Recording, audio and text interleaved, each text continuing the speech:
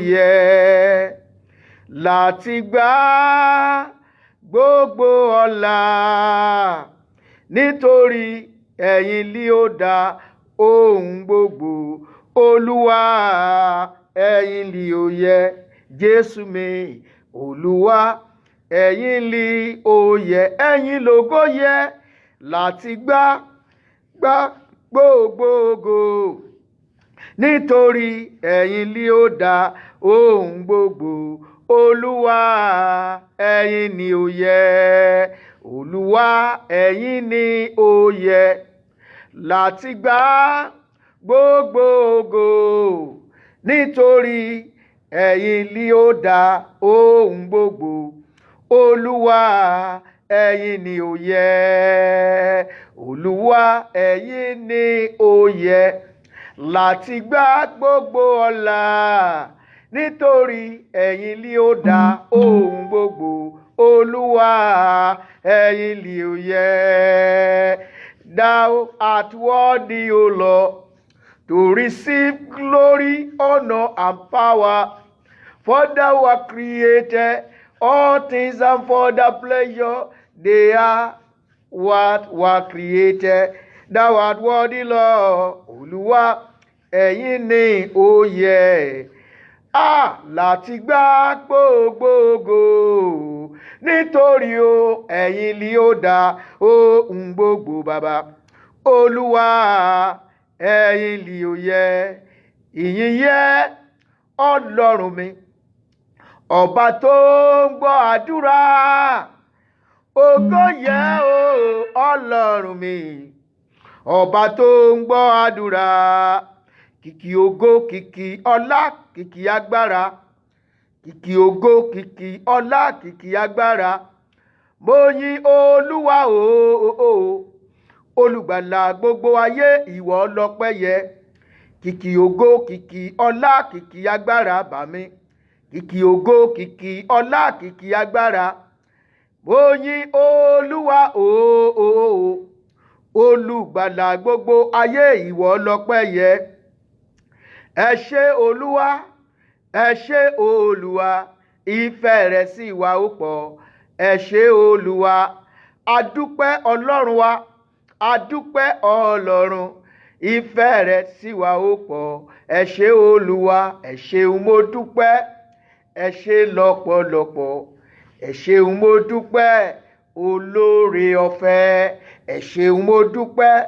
Ẹ ṣé lọ́pọ̀lọpọ̀, ẹ ṣeun mo dúpẹ́. Mo yìn ọ́ Ọlọ́run mi, ẹ ṣeun mo dúpẹ́. Ẹ ṣé lọ́pọ̀lọpọ̀, ẹ ṣeun mo dúpẹ́. Olóore ọ̀fẹ́, ẹ ṣeun mo dúpẹ́. Ẹ ṣé lọ́pọ̀lọpọ̀, ẹ ṣeun mo dúpẹ́. Mo yìn ọ́ Olúwa, ẹ ṣeun mo dúpẹ́. Ẹ ṣé lọ́pọ̀lọpọ̀, ẹ ṣeun mo dúpẹ́. Olóore ọ̀fẹ́. Let's begin to worship the Lord. Let's begin to praise his holy name. Ẹ jẹ́ ká máa gbé Ọlọ́run ga bí a ti ń wọlé yẹn. Bá a ti ń wọlé sórí ìpàdé àdúrà wákàtí kókó àdúrà mi yìí. Pàápàá ní àkókò ìyanu tá a wà yìí, àkókò tí àwẹ̀ ń lọ lọ́wọ́ báyìí, a láǹfààní láti gba àwọn àdúrà kan tó nípọn lónìí pẹ̀lú ògo Ọlọ́run. Àdúrà láàfi ọ̀pọ̀lọpọ̀ àkókò tí ò ní gbà. Ò ṣeun mo dúpẹ́. Ẹ ṣé lọ́pọ̀lọpọ̀ bàbá. Ẹ ṣeun mo dúpẹ́. Mo yìn ọ́ Olúwa. Ẹ ṣeun mo dúpẹ́. Ẹ ṣé lọ́pọ̀lọpọ̀. Ẹ ṣeun mo dúpẹ́. Olóore ọ̀fẹ́. Ọlọ́run ẹ mà ṣeun. Ọba àwọn ọba, Olúwa àwọn olúwa. Àpáta ayérayé, Ọlọ́run ọ̀gá ògo jùlọ. Ọba tí ń pa tẹ́nìkan ò lè jí, ọba tí ń jí tẹ́nìkan ò lè pa. Bàbá mi ẹ̀rù jẹ̀jẹ̀jẹ̀jẹ̀, ipá tó ju pa, agbára tó ju gbogbo agbára lọ. Bàbá mo kí ọ, kábíyèsí mo yìn ọ́. Ẹ̀yin ni ọpẹ́ yẹ fún, ẹ̀yin ni ìyìn yẹ fún. Ọba tó ṣàánú fún wa, ọba tó dá wa sí tẹ̀mítẹ̀mí tí ọ̀jẹ̀ a kú síwájú ọjọ́ òní. Bí gbogbo ẹ̀ ṣe ń lọ nígboro tó, síbẹ̀síbẹ̀ fàánú dá wa sí. Ẹ jẹ́ ká sì ta ìbọn, ẹ jẹ́ bá wa. Ásídẹ̀ǹtì ẹ̀jẹ̀ arógun ẹ̀. A máa yìn ọ́ bàbá, a yìn ọ́ ọmọ o. Àmì mọ̀ ṣe wa kọ́, ọgbọ́n wa kọ́ o, pípé wa kọ́, ìwà mímọ́ wa kọ́. Àánú rẹ ni, àánú ló fi dá wa sí, àánú ló fi gbà wá, àánú ló fi súre fún wa. Bàbá mà ṣeun, ọmọ ẹ mà ṣe o, ẹ̀mí mímọ́ ẹ ṣe o, olórí ọ̀fẹ́ ṣe. Thank you, Father.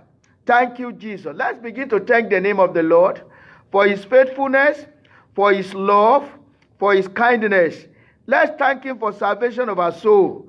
Thank him for everything, for your daily bread, even for the cloth you are wearing, for the sponge you are using to bath, for the soap you are using. Thank him for everything, for the air that we are breathing in, for the fact that you have your eyes and you can use the eyes to see. You have mouth and you can use that mouth to talk. Giving thanks. You have brain and you have that brain to think. You are okay mentally, physically and spiritually, you are balanced. Let's give thanks and praises to God. Our Lord is good. He's good to me. He's good to you. He's good to everyone. Let's thank him. Yeah, Lord, you are so good. My Lord, you are so good. Lord, you are so good. You are so good to me. What a mighty God we serve. What the mighty God we serve. Let us praise his name. Heaven and earth adore him. Angels bow before him. What the mighty God we serve. Gba gbogbo ògo, ògo, gba gbogbo ògo, ògo, gba gbogbo ògo, Ọlọ́run mi tí mo gbójúlé. Gba gbogbo ògo, gba gbogbo ògo, gba gbogbo ògo, Ọlọ́run wa tí a gbójúlé. Ẹ jẹ́ á rántí ọjọ́ tá a rí ìgbàlà ọkàn, ká dúpẹ́ fún ọjọ́ náà. Ọjọ́ tọ́lọ́run wá wa rí, ọjọ́ tọ́lọ́run kọ orúkọ wa sínú ìwé ìyè rẹ̀. Let's thank him. Let's praise him. Let's give thanks and praises to the Lord. Let's appreciate God for the salvation of our soul. Many people had the word of salvation the same day you had it, but they don't understand it. But God make you to understand. He make you to accept it, and he make you to believe it, and he give you hope through it. Let's begin to thank him. Let's begin to praise him. Ọba àwọn ọba, Olúwa àwọn olúwa, àpáta ayérayé mo gbé ọ̀gá, ẹlẹ́dàá ọ̀run wáyé o. Ẹ ṣé o bàbá, ẹ ṣé o ọmọ, ẹ ṣé ẹ̀mí mímọ́, olùgbàlà olùwòsàn. Ọlọ́run ayérayé ẹ ṣé, bàbá ẹ mà ṣé o. Ọjọ́ ńlá lọ́jọ́ tí mo yàn, olùgbàlà lọ́lọ́run mi. Ó yẹ kí ọkàn mi máa yọ̀, kó sì ròyìn iná kalẹ̀. Ọjọ́ ńlá lọ́jọ́ náà tí Jésù wẹ ẹ̀ṣẹ̀ mi nù. Ó kọ́ mi kí máa gbàdúrà, kí máa ṣọ́ra, kí sì máa yọ̀. Ọjọ́ ńlá lọ́jọ́ náà tí Jésù wẹ ẹ̀ṣẹ̀ mi nù. Iṣẹ́ ìgbà làparí náà, mo di tolú wà mí lónìí. Òun ló pè mí tí mo sì jẹ́, mo fàyọ̀ jẹ pé mi mọ̀nà. Ọjọ́ ńlá lọ́jọ́ náà tí Jésù wẹ ẹ̀ṣẹ̀ mi nù. Ó kọ́ mi kí máa gbàdúrà, kí máa ṣọ́ra, kí sì máa yọ̀. Ọjọ́ ńlá lọ́jọ́ náà tí Jésù wẹ ẹ̀ṣẹ̀ mi nù. Èmi àìdú ọkàn mi, sinmi léje tu Olúwa. Tani jẹ́ wí pé ayé dùn ju ọ̀dọ̀ àwọn áńgẹ́lì. Ọjọ́ ńlá lọ́jọ́ náà tí Jésù wẹ ẹ̀ṣẹ̀ mi nù. Ó kọ́ mi kí máa gbàdúrà, kí máa ṣọ́ra, kí sì máa yọ̀. Ọjọ́ ńlá lọ́jọ́ náà tí Jésù wẹ ẹ̀ṣẹ̀ mi nù. Ẹ̀yin ọ̀run mo ẹ̀jẹ̀ mi ni lójoojúmọ́. Ẹ̀jẹ̀ mi ni lójoojúmọ́. Èmi ò máa sọ dọ̀tun títí Jésù yóò fi mú mi relé. Ọjọ́ ńlá lọ́jọ́ náà tí Jésù wẹ ẹ̀ṣẹ̀ mi nù. Ó kọ́ mi kí máa gbàdúrà, kí máa ṣọ́ra, kí sì máa yọ̀. Ọjọ́ ńlá lọ́jọ́ náà tí Jésù wẹ ẹ̀ṣẹ̀ mi nù. Oh, happy day that fix my choice. Oh, dear my Savior and my God. When my teeth grow, he heart rejoice and tell his rapture all about. Happy day, when Jesus washed my sins away. He taught me how to wash and pray and live rejoicing every day. Happy day, when Jesus washed my sins away. He done the great transaction done, and I'm my Lord, and he is me. He do me and I follow on, time to confess the voice divine. Happy day, when Jesus washed my sins away. He taught me how to watch and pray and live rejoicing every day. Happy day, when Jesus washed my sins away.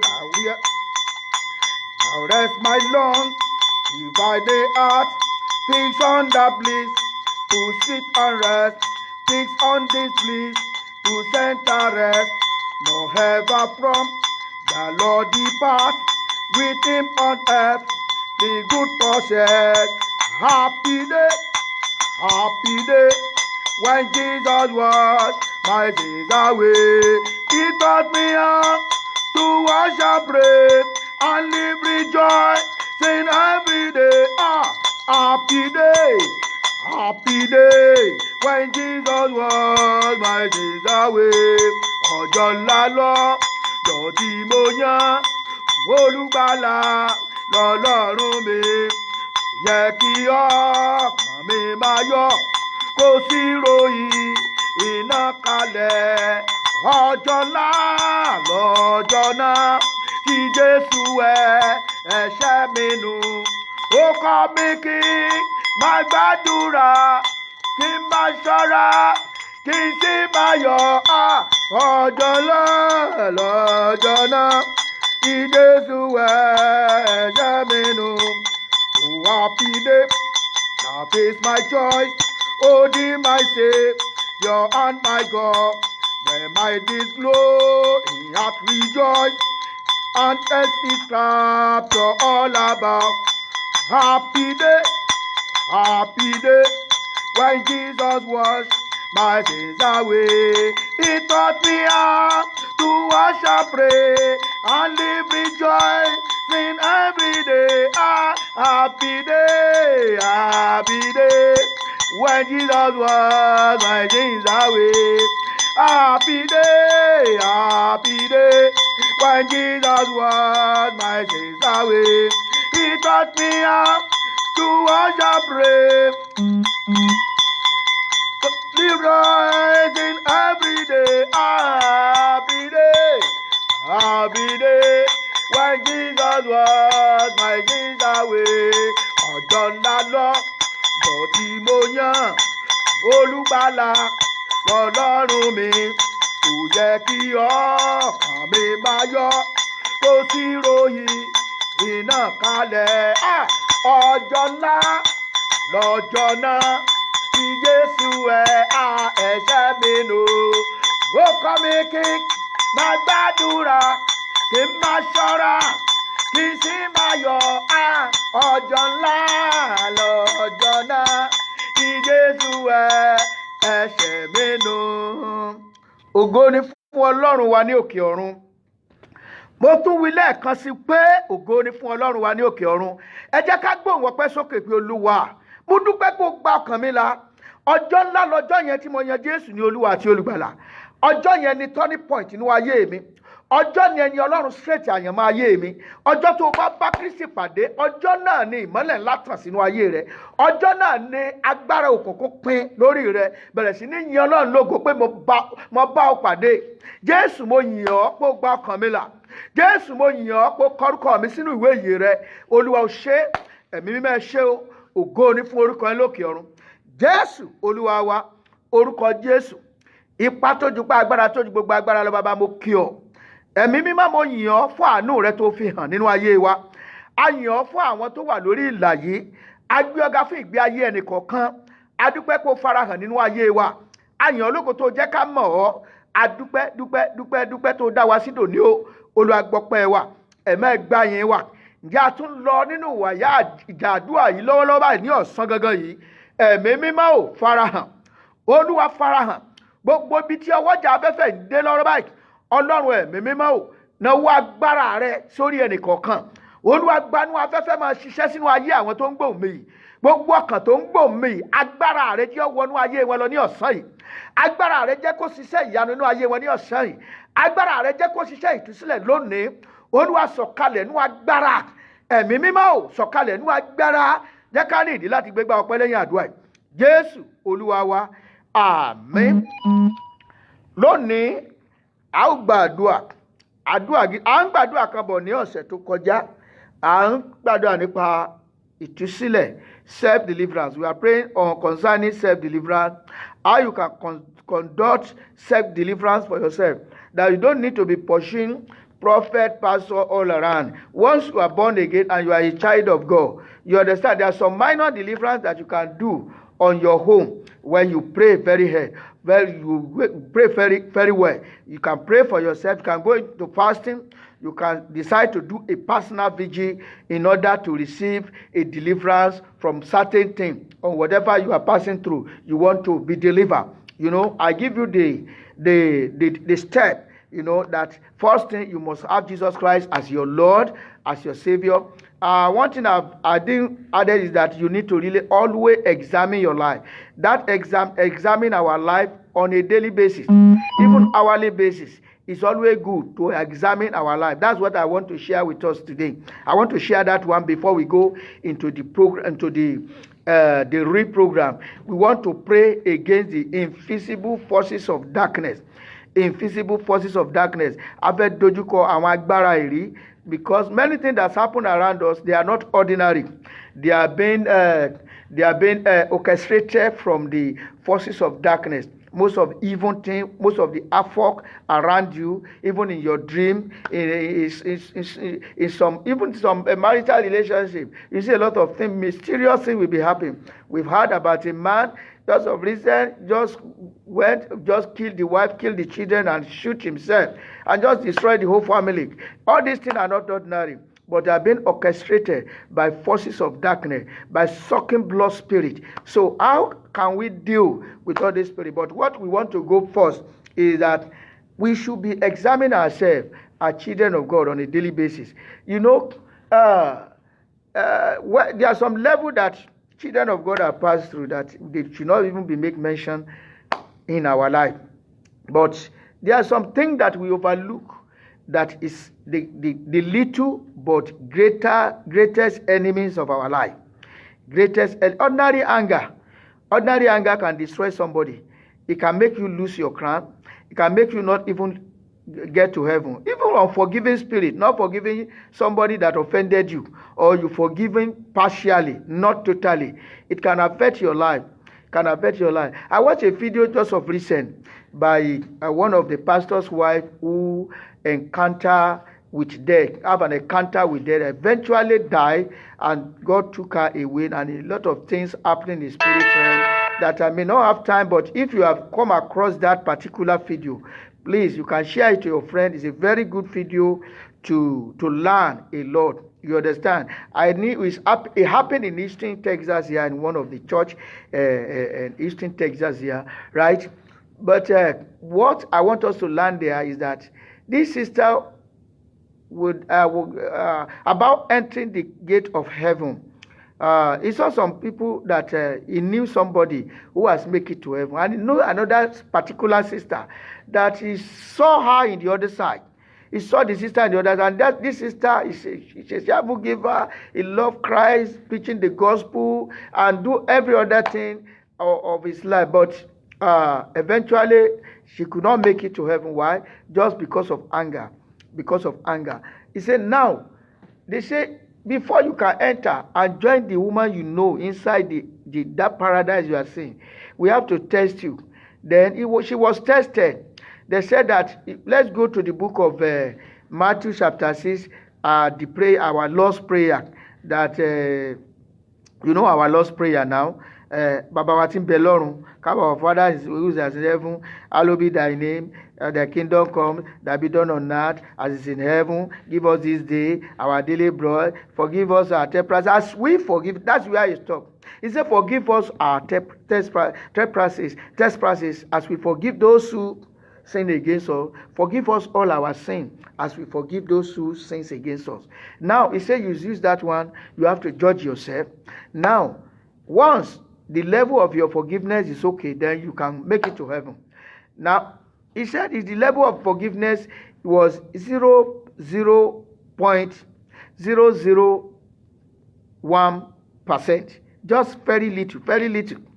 He said, well, depart. You cannot make heaven just because of forgiving spirit. Who is that person that offended you, and you say you will not forgive? Please, brethren, let's cultivate the attitude of forgiving each other. He said, the person you are referring to, he said, well, they have already settled. He said, okay, he has forgiven, but he has to cut off something that, I will not just be doing this, I will not be doing. Hello, me want to parí ìjà fún yín, ani àwẹ̀, me ìbàjá mọ́, but mo láti create gap, mo láti create. Ìyẹn ni wípé òṣìṣẹ́ nǹkan kan kù sínú nìyẹn. Níwọ̀n ìgbà tó o bá ti free, gẹ́gẹ́ bó ṣe free pẹ̀lẹ́ nìyẹn tẹ́lẹ̀tẹ́lẹ̀, ó tún ṣẹ́ nǹkan kan kù nìyẹn. For unforgiveness yìí, ó máa ń hinder prayer. Díẹ̀ lẹ́lòmíì ṣe gbàdúrà sọ́n pa ogun tó gbòjì kan jò ní. Ẹlòmíì ogun gbòjì kan fún ó ń gbàdúrà dàbẹ̀ ńpọ́ lọ́hùn ò gbọ́ torí pé àwọn kan ṣẹ̀ ọ́ ìwọ náà ò dáríjì wọ́n ò fẹ́ láti dáríjì wọ́n. Ẹ jẹ́ kí n wá tó sọ àṣírí kan fún wa in this Christendom. In fact, there are some people that offended you, that you have not seen, that you have not known them, that you don't know the details about them, and you didn't forgive them. Why? Let me explain to you. You heard something about a particular man of God, maybe, or somebody, a believer, or somebody you put trust in that this is a child of God, this is and suddenly he fell. And he fell into sin or whatever he done. Then you wrote him off. Anytime you see even 20 years after, when you look at the guy, you still label him, you label her. You didn't forgive such person in your spirit. That is a man of nítorí díẹ̀ yìí, you have to live a free life. Free life. Why should you allow the matter of other people push you to hell? When you have done everything, you have tried your best, practicing holiness, then just bitterness, little bitterness in your heart can delay your blessing, can even send some people to hell. Bitterness. Delete bitterness. Some people, they move from one church to the other just because of bitterness. Because one sister is looking me one kind. Because I just don't want to see the face of that sister. You move from that place. Or because of the pastor preaching, it was me that he was using to preach. You left that church and you went to another one. Each time you see that pastor, you hate him. You didn't forgive. And you get to another church, the same thing happened to you. You leave that. Some people have even decided that they are no more going to church and you want to make it to heaven. Why don't you go to church? Because you didn't forgive people. You didn't forgive those who have offended you. Those that sin against you. Those that done something that you don't like. You just deliberately harbor them in your heart. Why not release them and release yourself from the bondage today so that your prayer can be answered? Those are the things I want us to settle. And every day, we need to be examining our life. Every day. When you come back home, examine all the activities of today. Am I really practicing my Christianity in a very right way? Am I really faithful today? Am I faithful to myself? Am I faithful to my wife? Am I faithful to others? Am I faithful to God? Those are the areas we need to be examining ourselves on a daily basis. Most especially, you can use this K to examine yourself. Can use the fruit of the Spirit to examine yourself whether you are right, because the Bible says something. Let me first of all read the fruit of the flesh, so that if those things are in manifestation in your life, you need to adjust. From verse 19, that's Galatians chapter 5, verse 19. From verse 19, it says, now the work of the flesh are manifest, which are these: adultery, fornication, uncleanness, lasciviousness, idolatry, witchcraft. Witchcraft may not even be until when you are flying. When you have bitterness, it's a witchcraft. You hate your brother, it's a witchcraft. Somebody do something good and you begin to make jealous, bitter enviness, bitter jealous. Wukikoru. It's a witchcraft spirit. Witchcraft spirit. You plant evil. How you watch somebody you are expecting somebody to fall out of grace. It's a witchcraft spirit. When you are expecting somebody to fall out of grace, ó fẹ́ rẹ̀ náà, ó máa tó ṣubú ẹ̀ ní ìgbà wo ni ó máa tó ṣubú. Tó bá yẹ pé yẹn lè ro ẹ, ẹ̀mí àjẹ́ ni, ẹ̀mí àjẹ́ kò dìgbà tó ń fò kó tó di àjẹ́. So tó bá ń gbàdúrà pé kán lu àjẹ́ pa, ọmọ pé wọn náà wà lára wọn nìyẹn, because you want evil to happen to your brother, to your sister, to you want him to fall out of grace. Hatred, when you hate somebody, it's also a witchcraft. Variance, emulation, wrath, strife, seduction, heresies, envy, murderers, drunkenness, refilling, and such like, of which tells you before, as I have also told you in time past, that they which do such things shall not inherit the kingdom of God. See, those that are practicing those things, they will not inherit the kingdom of God. Fún àwọn oní Yorùbá, láti ẹsẹ̀ kẹta kọkàndínlógún, that is Galatians chapter 5.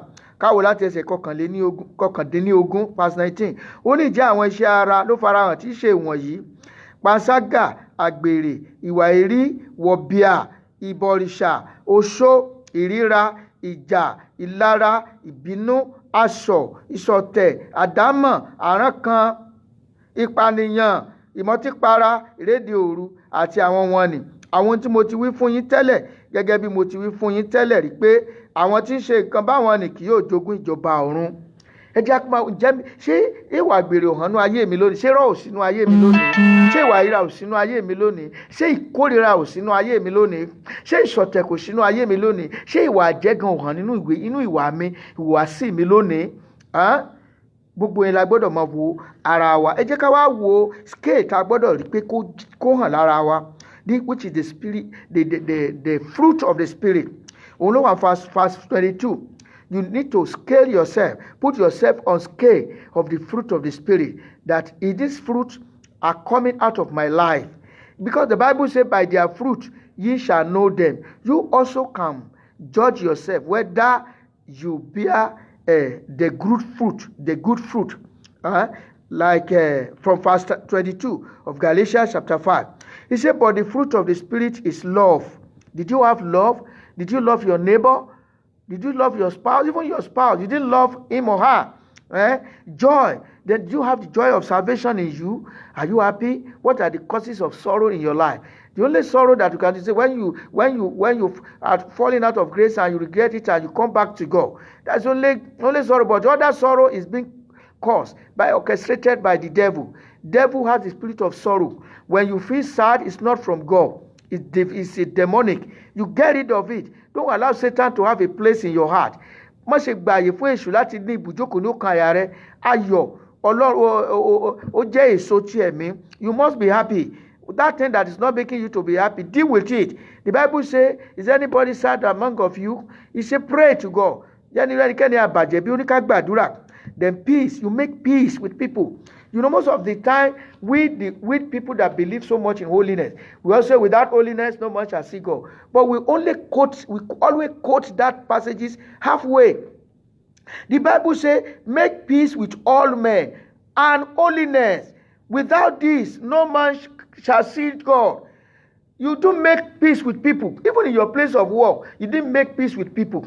In your church, you don't make peace with people. Even in the people that are living with you, they can't make use of your thing. Even what that in your pocket, you fly up, you begin to fight them, speak against them, you get annoyed. Most of the time, you get annoyed. You don't make peace with people. You need to make peace with people around you. People that you work together, in your family, your friend, your neighbor, the people in your community. You need to make peace with them. As a believer, you need to make peace with them. Even those that hate you, you love them. That's what the Bible says. Love those who hate you. He said even pray for them. Pray for them. And maybe that pastor or that prophet have said that your mother is a witch, that you should not buy things for her, that you should not send money to her. No. It's a wrong teaching. Jesus said, even your enemy, give him food. Give her food. Let her eat. He said, by doing so, you are pouring fire upon us. If truly is your enemy. Let me tell you secret thing about the spirituality. Most of the time, when some parents have labor, they have labor over their children. The time comes for them to begin to enjoy their children. The devil will begin to manipulate and begin to turn and begin to make those children to see their parents as witchcraft, as enemy. So they will move far away from them. Love them. No, one day you two will become old, and whatever you sow, you will reap. Because no man can deceive God. You cannot mock God. When you go to the chapter 6 of that Galatia, he says we can't mock God. Anything that you sow, you will do what? You will reap. Whatever you sow is what you will reap. Please, let's begin to sow good work. Good work.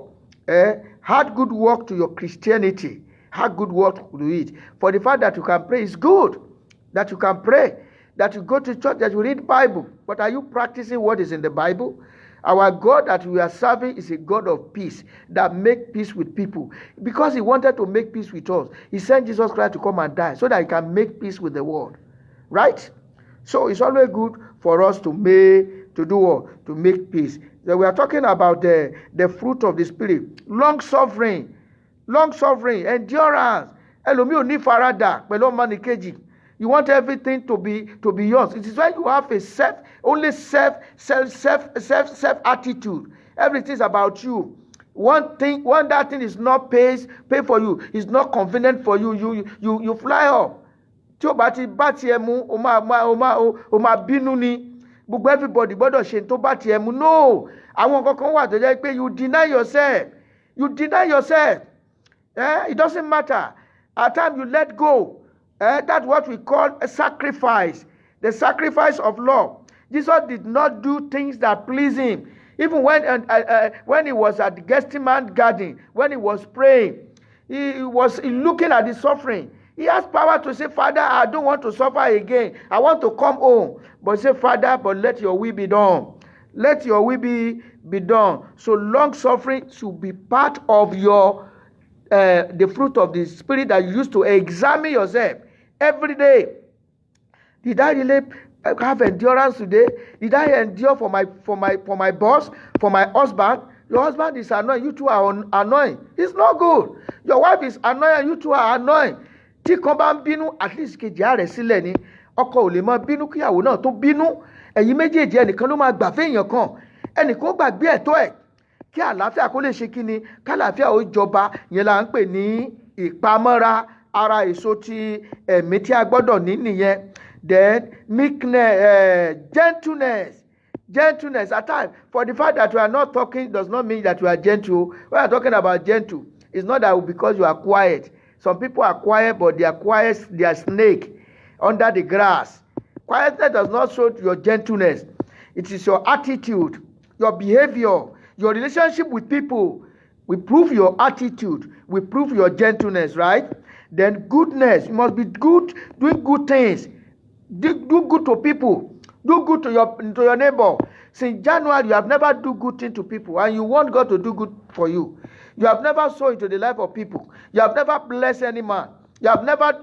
Your own is to collect. So every time you complain, I don't have. When are you going to have? I don't have. Just self-pity. It's a demon. It's a demon spirit. No matter how little it is, you too do good to people. Pray for people. You understand? This prayer that we are praying, everything center on you. You have never prayed for other people, your friend, your relative, even your pastor. You need to pray for them, for people in power, people in government, your country. You need to pray for your church. You pray. That is how your Father in heaven will be always recognize your presence. Anytime you raise up your voice will be registering in heaven. It will register. Amen.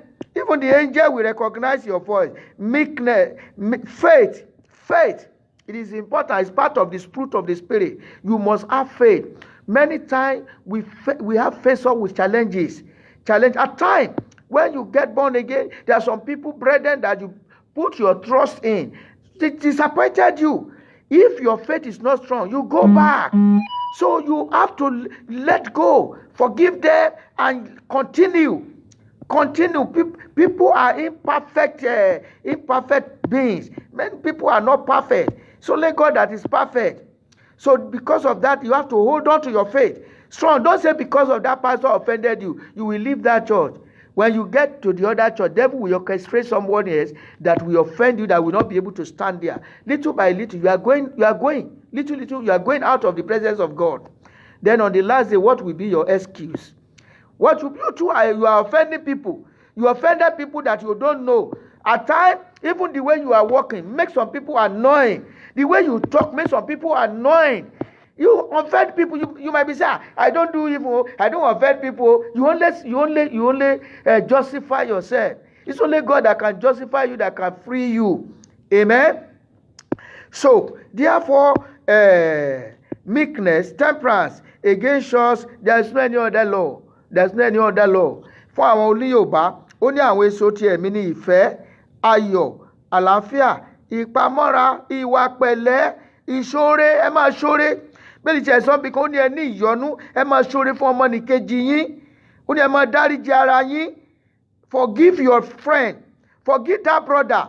Ó ti sọ pé àwọn ti parí ẹ̀, but òfun rẹ̀ ń gap. Ó dáríjì tán tó affect arábìnrin yẹn nìyẹn tí ó fi wọlé ògo. Ọlọ́run kàn fi orí ọ̀fẹ́ dá padà láti wá ṣàtúnṣe ní. How many numerous people that have gone to hell? That we don't know, that we say, oh, ilé ló lọ tarara, bàbá rele o. You have a lot of good testimony here on earth that we say, oh, he is the one that doing this, he's the one that doing that. But heaven, does he have testimony? This matter concerns me, every one of us. We need to examine ourselves on a daily basis. A ní láti máa examine ara wa lójoojúmọ́. Ara ìṣoore, ìgbàgbọ́, a gbọ́dọ̀ di ìgbàgbọ́ wa mú. Ọ̀pọ̀ nǹkan míì ló fi lè fẹ́ mú kó rẹ̀wẹ̀sì. Àwọn tó fẹ̀yìntì, ẹni tó jẹ́ bàbá ní Olúwa lè disappoint ẹ. Tí ìgbàgbọ́ rẹ ọ̀bá lè wá padà sẹ́yìn. Ara àwọn èso ẹ̀mí tó gbọ́dọ̀ ní nìyẹn. Tó gbọ́dọ̀ ní. Oníṣìíṣìí nǹkan, wàá ṣe nǹkan míì, wàá discourage ẹ. Ṣùgbọ́n ìwọ ló máa dúró gẹ́gẹ́ bí ọmọ Ọlọ́run tòótọ́. O gbọ́dọ̀ farawé àwọn òfẹ́kúfẹ́ ayé. Ó yàtọ̀, wọ́n máa rántí pé ó yàtọ̀. Mo rántí ìgbà wà kékeré, our mother in Israel, Pastor Mrs. Folú Adébóyè, wọ́n kọ́ aláwọn àkọ́sórí kan bí ewì ni. To the glory of God, ewì tí mò ń ké gan, ńgbà tá a bá kọ́, àwọn ni wọ́n edit ẹ̀, àwọn ni wọ́n sọ fún mi, ńgbà gbà mí màá miss Yorùbá àti Yorùbá nínú, bọ́ba fún Ìbò kọ ewì fi kọ́, bọ́ba fi Yorùbá kọ́ fi kọ́, bí wọ́n ṣe build wa up nìyẹn. Nínú àwọn ewì àkọ́sórí tán kọ́ wa ní children gbà nìyẹn, wọ́n ní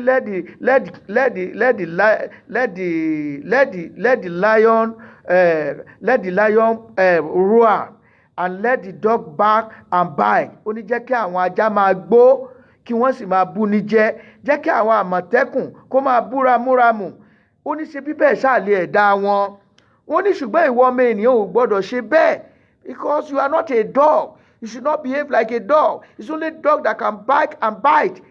You say, but you are a human being. You should not do that. There are some dogs around you. There are some lions who behave like lion around you. There are some people who are like wolf around you. Even in the church, that they are there.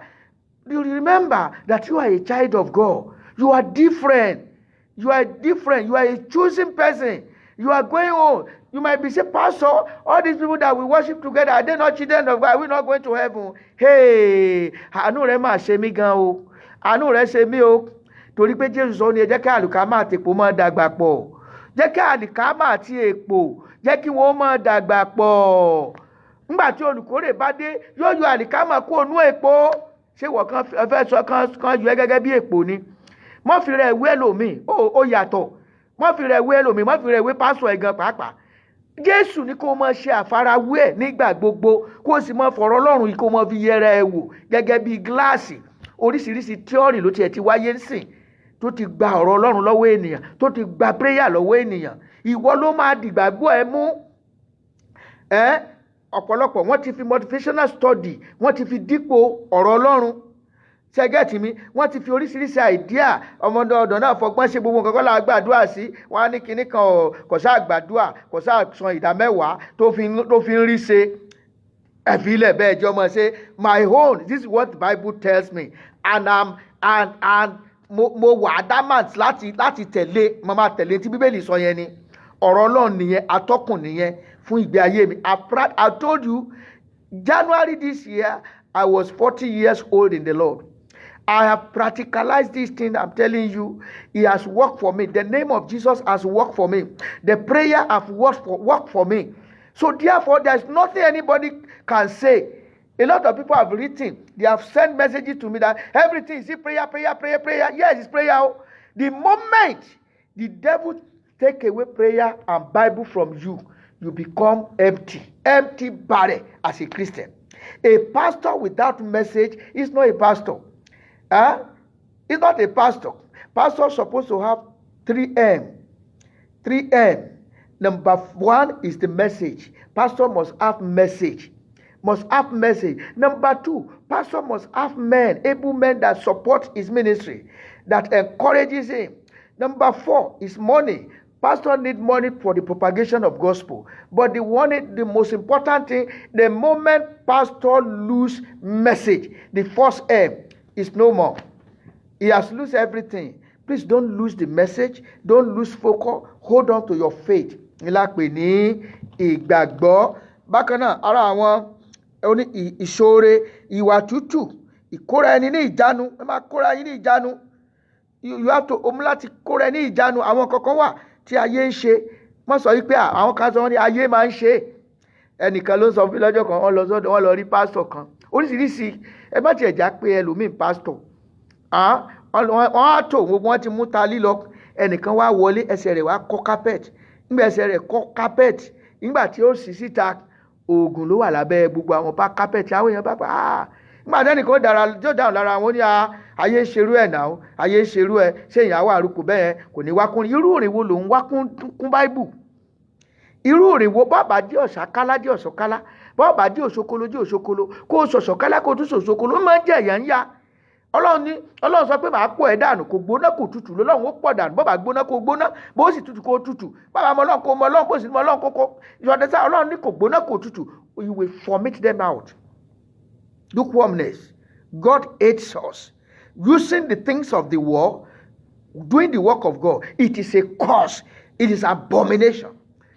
Going to the other side, seek help for the work of God is an abomination. And it's a curse. That person is under a curse. That kind of a man of God that uses other virtues to do the work of God is under a curse. It's under a curse.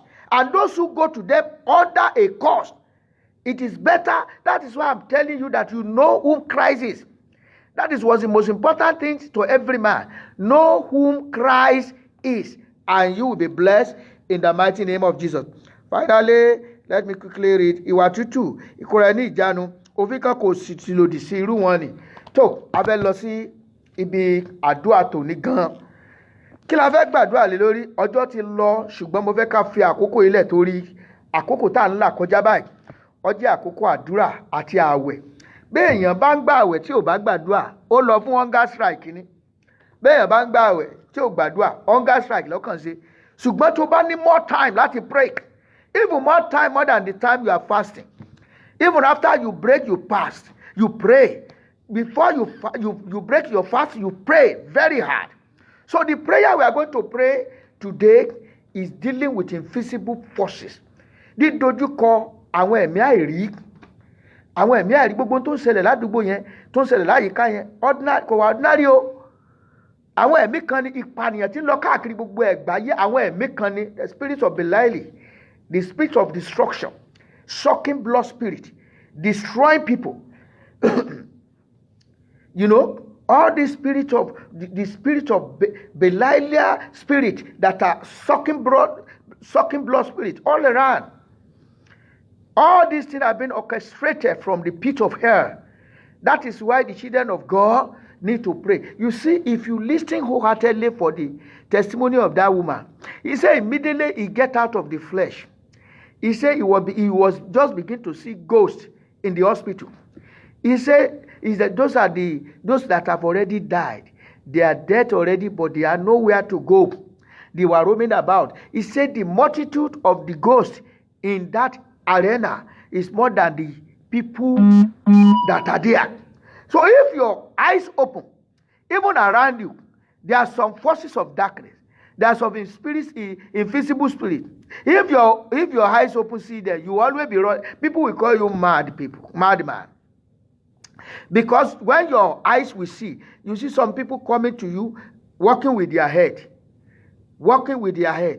You see some people having eyes in their stomach. You understand? Some beings have eyes in their stomach. You see some beings with one leg. You see some beings, they are using only just one of their finger to walk around. Those are forces of darkness. Brethren, that is most of the havoc that happen around is being caused by what? By the forces that we are not seeing. According to Ephesians chapter 6, verse 12, he said what? He said chapter 6. Let's look at Ephesians chapter 6. Read verse 12. He said, "For we wrestle not against flesh and blood, but against principalities, against powers, against rulers of darkness of this world, against spiritual wickedness in high places." Àwọn tá à ń bá jagun nìyẹn. Ó ní torí pé kì í ṣe ẹ̀jẹ̀ àti ẹran ara lé àwọn à ń bá jìjàkadì, ṣùgbọ́n àwọn ìjòyè, àwọn ọlọ́lá olówó tẹ̀ ń rí tí wọ́n lé mẹ́sìsì lálákọ́, àwọn ọlọ́lá tà ń wí, àwọn àǹjẹ̀nú burúkú ni wọ́n. Àwọn ọlọ́lá, àwọn aláṣẹ ibi òkùnkùn ayé yìí àti àwọn ẹ̀mí búburú ojú ọ̀run, they are the one controlling the affair of this earth. So that is why the children of God must be very prayerful. Very prayerful. You know, you cover yourself with the blood of Jesus, cover your children with the blood of Jesus, cover your environment with the blood of Jesus. Before ká tó wá lọ sínú àwọn àdúrà yẹn, ẹ jẹ́ á tún wo because when you are fighting spiritual battle, you apply spiritual weapons. You can't use some people are that maybe say a particular somebody is a witchcraft and they carry cutlass, you want to go and kill that witchcraft. Then you cause more wahala to yourself. So if it's spiritual, you apply spiritual weapon. Second Corinthians chapter 10. I read verse 3 to 5. It says, "For though we walk in the flesh, we do not war after the flesh. For the weapon of our warfare are not carnal, but mighty through God to the pulling down of strongholds, casting down imagination and every high thing that exalted itself against the knowledge of God, and bringing unto captivity every thought to the obedience of Christ." Ó ní torí ìjà wa kìí ṣe ti ara, ṣùgbọ́n ó ní agbára nínú Ọlọ́run láti wó ibi gíga palẹ̀. Àwa ń sọ àwọn èrò kalẹ̀ àti gbogbo ohun gíga tí ń gbé ara wọn ga sí ìmọ̀ Ọlọ́run. Àwa sì ń di gbogbo èrò ní ìgbèkùn, wá sì tẹríba fún Kristi. Ohun ìjà tẹ̀mí yẹn náà la fẹ́ lò yìí, which is the prayer and the sword of the Spirit, the word of God. Amen. So lákọ̀ọ́kọ́ akọ̀gbàdùà wá ní Olúwa o, agbára tí ó dojú ti ọ̀tá, tí ó sì mọ tú àṣírí àwọn ẹni òkùnkùn ní àyíká mi, tí ó expose them, the power that will disgrace the forces of darkness, that will expose them anywhere I am. Release that power upon my life. Agbára tí ó mọ dojú ti ọ̀tá, each time the enemy are trying to attack you, the power of God will expose them and disgrace them and bring them to nothing. So you are going to pray for that power. Olúwa, agbára tí ó máa dojú ti ọ̀tá, agbára tí ó dojú ti agbára òkùnkùn, agbára tí ó tú àṣírí òkùnkùn, agbára tí ó tú àṣírí ọ̀tá níbikíbi tí ń bá wà, Olúwa gbé wọ̀ mí. Ró mi ní agbára. Olúwa ró mi ní agbára. Ẹ jẹ́ á sọ di àdúrà. Orúkọ Jésù. Olúwa ró mi ní agbára. Agbára tí ó dojú ti ọ̀tá, agbára tí ẹ̀mí òkùnkùn kan ò ní lè dojúkọ. Olúwa gbé wọ̀ mí. Agbára tí ó máa tú àṣírí òkùnkùn, tí ó tú àṣírí ọ̀tá, tí ó yẹ̀yẹ́ ọ̀tá, tí ó disgrace wọn. Olúwa gbé wọ̀ mí. The power that will disgrace every forces of darkness around me, that will expose them. Oh Lord, release that power upon my life. Command that power upon me. The power of the Holy Spirit come upon my life. In the mighty name of Jesus. In Jesus' name we pray. Number 2 prayer. Ona ni pé Olúwa o. Agbára má fi mí ré. Ẹ já wo Genesis, ẹ já wo ní Genesis orí Genesis chapter 12. Let's open our Bible to Genesis chapter 12. Genesis chapter 12. Agbára kan wà tán kì í fi ré, wọ́n ì fi ṣépè. Wọ́n ì fi ṣépè. Prayer partner ọ̀rẹ́ mi kan wà ńgbà kan tó pé òun wà addicted to prayer. Ìyàwó rẹ̀ bá bínú sọ̀rọ̀ òdì sí. Ẹnu ìyàwó bá wọ́. Wọ́n ì sọ̀rọ̀ òdì sáládùá. Wọ́n ì sọ̀rọ̀ òdì. They are dangerous people. They are dangerous people to attack. They are dangerous people to curse. They are dangerous people to just talk against anyhow. So that is why I pity those people who just talk against men of God anyhow. Because if the anointing that is following them strike on you. And when ó gba àwọn ìránṣẹ́ Ọlọ́run àtàwọn òṣìṣẹ́ for 7 days to pray for that woman before the mouth could be straightened back again. Because God show mercy. God show mercy. Tọ́lọ́ báńgẹ́lì bá gbá ẹ lẹ́nu, ó yàtọ̀ sí pé èèyàn kan gbá ẹ lẹ́nu. Bọ́ bá sọ̀rọ̀ òdì sí ọ, ogun ọ̀run á sì gbá lẹ́nu. Bí wọ́n bá péjọpọ̀ tí wọ́n sọ̀rọ̀ ẹ níbi iṣẹ́, ẹ̀mí mímọ́ á sì gbá wọn lẹ́nu. Agbára kan ní jẹ́ bẹ́ẹ̀. Ìyẹn máa ń bọ́ Ọlọ́run rìn débẹ̀ ni. Ìyẹn bọ́ Ọlọ́run dé ìkórìtà yẹn ni. Ẹ jẹ́ á wo Genesis orí 12 ẹsẹ̀ ìkẹta ẹ jẹ́ á kà. Ó ní èmi ò bùkún fún àwọn tí ń súre fún ọ. Ẹni tí ó fi ọ́ ré lèmi ò fi ré. Ẹni tí ó sì nínú rẹ̀ la ó bùkún fún gbogbo ayé. Máa gbọ́, ó ní, and I will bless them that bless thee, and curse him that curses thee, and in thee shall all the families of the heart be blessed. Agbàdúrà, Olúwa o, agbára má fi mí ré, agbára má fi mí ṣépè, Olúwa gbé wọ̀ mí. Agbára má fi mí ré, agbára má fi mí ṣépè, gbé wọ̀ mí tọmọtọmọ, gbé wọ̀ mí tayátayá, gbé wọ̀ mí tilétilé. Agbára má rí mi fín, agbára má sàsí mi, agbára má dojú ìjà kọ mí lójú ayé, má dojú ìjà kọ mí lójú ọ̀run. Olúwa gbé wọ̀ mí ní wákàtí ọ̀wọ̀ yìí. Ìṣẹ̀dá mi gbàgbára ẹ̀mí mímọ́, gbàgbára orúkọ Jésù. Olúwa o, agbára má fi rí mi ré, agbára táyé ò lè dojúkọ, agbára má rí mi fín. Olúwa gbé wọ̀ mí.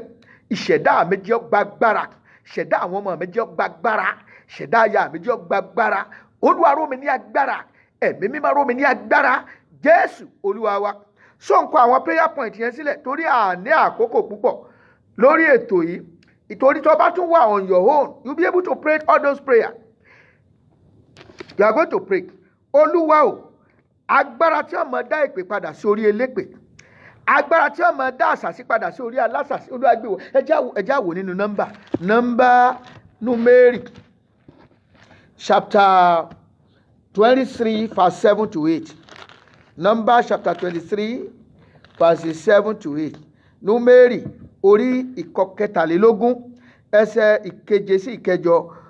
Ó sì bẹ̀rẹ̀ sí òwe rẹ̀. Ó sì wípé Bálákì ọba Móábù mú mi láti Árámù wá, láti òkè ìlà oòrùn wá, wípé wá fi Jákọ́bù bú fún mi, sì wá kí o sì fi Ísírẹ́lì ré. Ẹsẹ̀ kẹjọ, èmi ò ti ṣe fi bú ẹni tí Ọlọ́run kò fi bú, tàbí èmi ò ti ṣe fi ré ẹni tí Ọlọ́run kò fi ré. Wá gbàdúrà, agbára má fi mí ré, agbára má sàsí mi. Olúwa gbé wọ̀ mí lónìí, ẹ̀mí má gbé wọ̀ mí lónìí. Agbára má bínú sí mi pàápàá. Olúwa gbé wọ̀ mí. Agbára má bá mi jà lójú ayé, má bá mi jà lójú ọ̀run. Ẹ̀mí mi má gbé wọ̀ mí. Ró ìṣẹ̀dá mi lágbára, ró ìṣẹ̀dá àwọn ọmọ mi ní agbára. Ẹ̀mí mi má wọnú mi lọ. Agbára ọ̀run mo képe ọ ní wákàtí ọ̀wọ̀ yìí. Orúkọ Jésù, ẹ̀mí mi má wọnú mi lọ. Agbára má rí mi fín, agbára táyé ò lè dojúkọ, agbára tí ọ̀tá kò lè rí mú. Ẹ̀mí mi má gbé wọ̀ mí. Ró ìṣẹ̀dá mi lágbára, ró ìṣẹ̀dá àwọn ọmọ mi ní agbára. Agbára ọ̀run o, wọnú ayé mi lọ, wọnú ayé mi lọ, wọnú ìṣẹ̀dá mi lọ. Ẹ̀mí mímọ́ o, gbé mi wọ̀. Rembra makashande kaketre moko remenge shanda. Imbre moko remenge shende kakatre moko remenge shanda. Jésù Olúwa wa gbàdúrà, pa ní Olúwa o, gbogbo wòlíì èké, wọ́n bẹ wòlíì èké kan lọ́wọ́ ẹ̀ ni o. àwọn kan náà bẹ wòlíì èké yẹn lọ́wọ́ ẹ̀ wọ́n ní kó lọ fi Ísírẹ́lì rí àwọn kan máa gbẹ́jọ́ lọ́dọ̀ wòlíì èké wọ́n ní ẹ sábà mi pàdánù ìgbéyàwó mi wà wọ́n ní kán bá wọn túká àwọn tí máa lu àbẹ́là búburú àbẹ́là gbígbóná àbẹ́là dúdú àbẹ́là funfun láti fi bà ìgbéyàwó oníyàwó jẹ́ wọ́n máa gba ọgbẹ́ àwọn tó bá tirú ẹ̀ ní sàkání ẹ̀ wá gbàdúrà Olúwa o gbogbo wòlíì èké tá a gbé sẹ́rán láti bá mi jà jẹ́ kí wọ́n gbọgbẹ́ ikú láti ọ̀dọ̀ rẹ wá lónìí gbogbo wòlíì èké tán gbẹ́jọ́ mi wá fún tán gbéṣẹ́ fún láti bá mi jagun lójú ayé lójú ọ̀run jẹ́ kí wọ́n gba ọgbẹ́ ikú wọ́n yìí ṣèrànṣẹ́ Ọlọ́run wòlíì èké ni wọ́n. They are satanic prophets. You need to handle them the way they should be handled. You know, we have been taught that the only violence that the Satan understands is the violent language. You know, this one that we are dealing with, some people say, okay, ká máa gbà àwọn ọ̀tá yàtọ̀ sí ọ̀tá, àwọn ọ̀tá pé ẹ má jẹun, mo kórìíra ìgbéga oníkìlá àwọn yẹn yàtọ̀. But àwọn kan wà, àwọn forces of jẹ́ pé they are being from the pit of hell láti gbé wọn dìde òun láti dìde ogun òun láti dìde àdúrà sí wọn. You have to resist them. That's why the Bible says we are not wrestling against blood and flesh, but against principalities, against power, against the invisible forces. Those are the forces that you are dealing with. The forces behind that attack, behind that prophet, is the forces that you are killing. And if that false prophet have a covenant with demons, he can die with demons. You understand? Why gbàdúrà gbogbo àwọn wòlíì èké tá a gbé sẹ́rán láti dojú ìjà kọ mí Olúwa jẹ́ kí wọ́n gba ọgbẹ́ ikú láti ọ̀dọ̀ rẹ wá lónìí. Gbogbo babaláwo èké tá a gbé sẹ́lẹ̀ gbogbo babaláwo oníṣègùn tá a gbé sẹ́rán láti dojú ìjà kọ mí láti fi àṣàsí bá mi jà Olúwa jẹ́ kí wọ́n gbọgbẹ́ ikú láti ọ̀dọ̀ rẹ wá. Jẹ́ kí wọ́n gba ọgbẹ́ má jẹ́ kí wọ́n gba ọgbẹ́ gbogbo ẹnikẹ́ni tí ń perí mi níbi Olúwa àké iná ẹ̀mí má jẹ́ dáhùn lórí wọn àké iná ẹ̀mí má jẹ́ dáhùn lórí wọn bó ṣe dáhùn lórí Hẹ́rọ́dù nìyẹn Ọlọ́run fúnra ẹ̀ ló pa Hẹ́rọ́dù nítorí Jésù nítorí pé ògo Jésù òun ní tí ń lépa ìràwọ̀ ẹ̀ àkànwà tọ́lọ́run máa pa àkànwà tọ́lọ́run máa mú kó lè ní àṣeyọrí àkànwà tó táyé pé ìwà láyé wọn kò yẹ kí iṣẹ́ Ọlọ́run tẹ̀síwájú kò yẹ kókó Ọlọ́run farahàn Ọlọ́run á di kára rẹ̀ á mú wọn kúrò gẹ́gẹ́ bọ́lọ́run ṣe mú Fáráò kúrò Fáráò ò fẹ́ káwọn ọmọ Ísírẹ́lì lọ Ọlọ́run sì tètè bọ́mọ ìparun fún Ọlọ́run sì tẹ́bọ́mọ ìparun fún ẹ̀gbọ́ tó bá mọ mẹ́ta wàá ṣe ọmọ bàbá wa tá à ń ṣe bàbá wo Psalm 136 nígbà tó ń ti Ọlọ́run bẹ̀ wọ́n ní àánú rẹ̀ dúró láéláé ọba tó pa àwọn ọba olókìkí àánú rẹ̀ dúró láéláé máa fetí sí àwọn gbólóhùn yẹn o Fáráò àti àkọ́bí wọn mú ọ̀yanjú àwọn àkọ́bí àwọn ọ̀tá àánú rẹ̀ dúró láéláé ọba tó ṣe báyìí àánú rẹ̀ ó dúró láéláé ó sì pa ọba àwọn olókìkí àánú rẹ̀ dúró láéláé ó pa Fáráò dànù àánú rẹ̀ dúró láéláé ó pa Hẹ́rọ́dù dànù àánú rẹ̀ dúró láéláé ó ní ẹ má jẹ́ kájẹ́ wà láàyè àánú rẹ̀ dúró láéláé ọba àwọn ọba bàbá tèmi nìyẹn ògbìjà kẹrù obo níjà wá gbàdúrà tá a lágbára tó ní mi ò ní rí ògo mi lò láyé tá a lẹ̀mí àìrí tá a gbé sẹ́rán tá a ní wòlíì èké tá a gbé sẹ́rán nítorí tèmi Olúwa jẹ́ gbọgbẹ́ ikú láti ọ̀dọ̀ rẹ wá tá a ní babaláwo tá a gbé sẹ́rán tá a ní wọ́n máa bá mi jagun tá a lẹ́ni tá a ní ká ní kó máa sàsí mi tọ̀sán tòru níbo wọ́n mórúkọ mi lọ pẹ́pẹ́ wo wọ́n gbé kalẹ̀ nítorí tèmi ó yẹ ìbínú sọnù ẹlànà sọnù sọdí àdúrà ẹlànà rèbródò síndí kẹkẹ tó ìmọ̀kò ṣàǹdà gbogbo pẹpẹ bíi tẹ́tòrí mi gbé kalẹ̀ àtẹ̀ntó dáná pẹpẹ yẹn Olúwa jẹ́ kí wọ́n gbiná sọnù àké iná rẹ̀ jẹ́ dáhùn lórí wọn palẹ̀ wọn mọ́ lónìí palẹ̀ wọn mọ́ náà wọ agbára jáde Olúwa máa gbè mí níjà Olúwa máa jà fún mi rèbródò síndí kẹkẹ tó ìmọ̀kò rèmíngẹ ṣàǹdà Jésù Olúwa wa ẹjẹ́ á tún lọ sínú ìwé we are waging war against the invisible forces every false prophet assigned against me Holy Ghost acts slaughter them every pharaoh of my life every Herod of my life slaughter them by your acts in the mighty name of Jesus every herbalist every enchanter assigned against me Holy Ghost acts slaughter them into pieces as you have slaughtered Herod. Slaughter every enemy of my star and take me out of exile.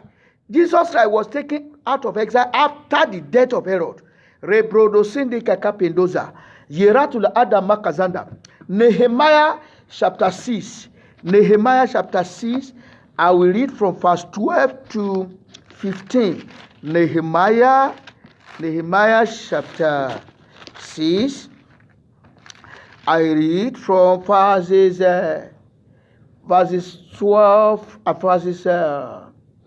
12 to 15. Right.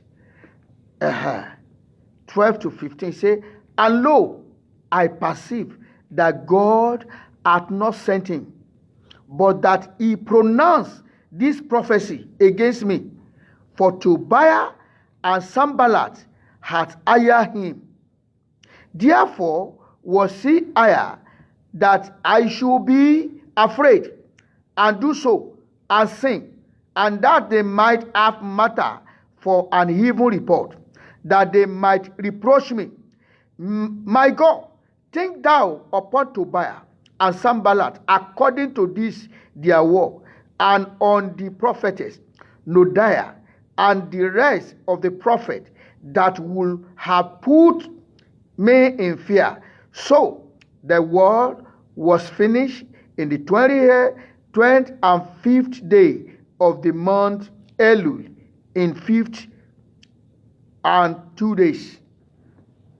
Brethren, you see, the higher false prophet to attack Nehemiah, to go and say a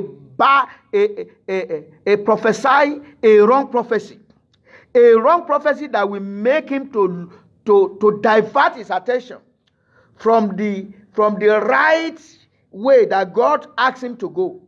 There are some false prophets that devil will manipulate to come your way and divert your route out of your destiny. Some people are walking against their destiny. Some people are going away their destiny. I don't know, maybe I've shared this story before about a brother that God showed him that he saw angel giving him something like a gold. He said, but I can't give it to you because of the family you come, because there are blood in the hands. I see blood in your hands, because of the sins of your family. But I will give this thing to your wife. The angel now hand over that this blessing you will get it through your wife. He wake up sharing the dream with his wife. The wife also was saying that I saw something. The angel gave me something that it belongs to you. Do you know 5 prophets prophesied to that man that he chase away his wife. Even some so-called his father in the Lord that he rested upon. He prophesied that your wife have ó ti gbẹ̀bọ̀dé fún ẹ o. Ìyàwó ẹ̀yẹn ti gbẹ̀bọ̀dé fún ẹ láti lé lọ. That is why you must be sound. You must know whom Christ is. Christ must live inside of you. You must have the Holy Spirit inside of you to guide you, to lead you in your way. In your way. Wọ́n lè bẹ̀ wòlíì, èṣù kan lè bẹ̀ wòlíì èké lọ́wọ́ ẹ̀ kó rí ògo rẹ̀ kán dẹ̀ fi ìran. You can't blame them. They saw it. Ìgbà míì wá èṣù kan á fi ìran hàn bí áńgẹ́lì Olúwa wá á change ara, á change àwọ̀. But if you don't have the discerning of the Spirit, that is why I always encourage you to aspire for the gift of the Holy Spirit. Today I aspire for more.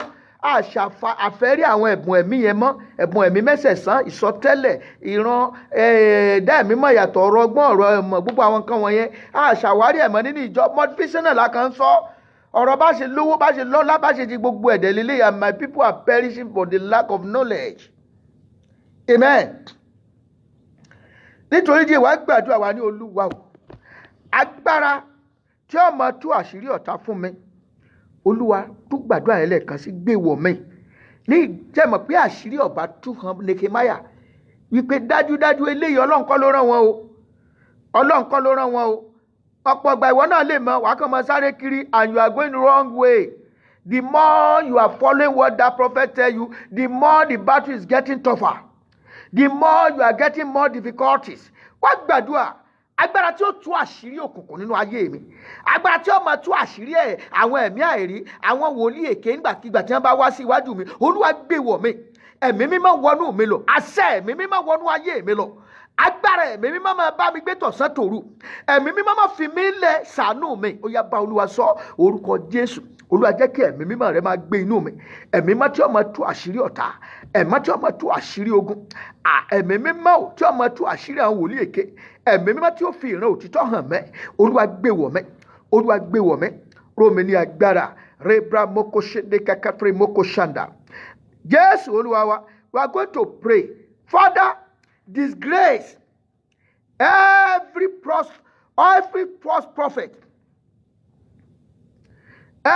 false prophet that are speaking against me that are speaking even against me Olúwa dójú tì gbogbo oníran èké tí a gbé dìde sí mi gbogbo oníran èké gbogbo àwọn ìran èké tí a ti rí sí mi Olúwa dójú tì wọ́n nígbà ọ̀nà tó lọ́nà máa dójú tì wọ́n ni pé ìran wọn ò ní ṣẹ ohun tọ́lọ́run wàá ṣe yóò wá jẹ́ ìyìn tó lòdì sí tiwọn pátápátá Ọlọ́run wàá fi agbára rẹ̀ hàn òun iṣẹ́ ibi tí yóò ṣẹlẹ̀ sí ọ kò ní ṣẹlẹ̀ sí ọ Olúwa dójú tì àwọn ìran èké ìran òdì tá a ti rí sí mi ìran òdì tá a ti rí sí mi Olúwa dójú tì wọ́n gbogbo àwọn aríran òdì tí wọ́n ríran òdì lòdì sí mi Olúwa dojú ìjà kọ wọ́n ẹ̀mí má dójú tì wọ́n dójú tì wọ́n dójú tì wọ́n Father disgrace every false prophet in my life every false prophet that are speaking even against me Holy Ghost disgrace them by your power in the name of Jesus rebra moko shende kakatra moko shende kakatre moko rimba lepodina sida in Jesus name we pray brethren à ń gbàdúrà lòdì sí àwọn ẹ̀mí àìrí ìtúsílẹ̀ kúrò lọ́wọ́ àwọn ẹ̀mí àìrí tí ń bá yé wájú ìjàkadì wá gbàdúrà Olúwa jẹ́ kí agbára ìmọ̀lẹ̀ tàbí òrìṣà ìdílé wa tó ń fogun jayé mi jẹ́ kó gbiná sọnù hardly most of us that are come from Africa hardly you see any family that doesn't have one idol or the other and there are spirits behind it there are forces behind it there are giants spiritual giants standing in each family and they are waging war against people most of the time they demanded for their sacrifice and you didn't give it to them they begin to torment you. Some people say, well, I have Christ. Yes, you have Christ. But you need to rise against them and deliver yourself and deliver your family. Gbogbo agbára ìmọ̀lẹ̀ ìdílé tí ń fogun jayé mi. Gbogbo agbára òrìṣà ìdílé tí ń fogun jayé mi. Olúwa bà wọ́n jẹ́. Máa fọ́ wọn tútú. Jẹ́ kí wọ́n gbiná sọnù. Gbogbo pẹpẹ òrìṣà nínú ìdílé mi. Gbogbo pẹpẹ ìmọ̀lẹ̀ nínú ìdílé bàbá nínú ìdílé ìyá Olúwa jẹ́ kí wọ́n gbiná sọnù jó gbiná sọnù mídàrú àzídàkà gbogbo pẹpẹ ìmọ̀lẹ̀ gbogbo pẹpẹ òrìṣà nínú ìdílé wa ní ìdílé ìyá ní ìdílé bàbá tí ń fogun ja ayé mi Olúwa jẹ́ kó gbiná ìmọ̀ wọn lórí ayé mi kó di asán ìmọ̀ òkùnkùn lórí ayé mi kó di òfo Olúwa gbọ́ rebra maka shandeka ketre moko remenge shanda rebra moko shandeka Jésù Olúwa wa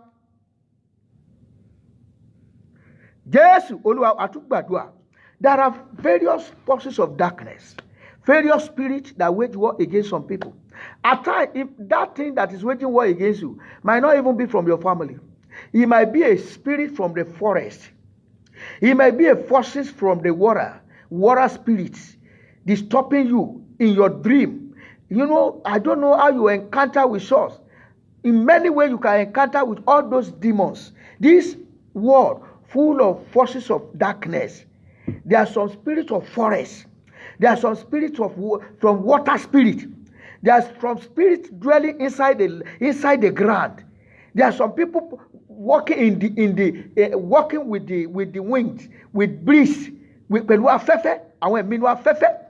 Wọ́n rìn kiri wọ́n gbàdúrà wọ́n ní Olúwa o lórúkọ Jésù àjẹ̀nú inú omi àjẹ̀nú inú igi àjẹ̀nú inú ilẹ̀ àti àjẹ̀nú ojú òfurufú tí ń jayé mi lógun ẹ ṣíwọ́ lónìí lórúkọ Jésù ẹ ṣíwọ́ iṣẹ́ àjẹ̀nú inú omi àjẹ̀nú inú omi àjẹ̀nú inú igi tí ń jayé mi lógun a ní ẹ ṣíwọ́ iṣẹ́ lórúkọ Jésù ẹ ṣíwọ́ iṣẹ́ lónìí mádédazundakiadonia gbogbo àjẹ̀nú inú igi àjẹ̀nú inú omi àjẹ̀nú ojú òfurufú tí ń jayé mi lógun lórúkọ Jésù ẹ ṣíwọ́ iṣẹ́ Jésù Olúwa wa ẹ jẹ́ fún ní ìtàn bọ̀dá kan àjọ wà ní àjọ gbé lábúlé ńgbà yẹn ni àjọ gbé lábúlé ńgbà kékeré ó súnmọ́ bàbá àgbà gidi ó súnmọ́ bàbá àgbà mọ́ bá bàbá àgbà lóko bàbá àgbà yìí jẹ́ ẹni tí ó jẹ́ ẹni tó ń pawọ́dà ó gbowó dáadáa ó gbowó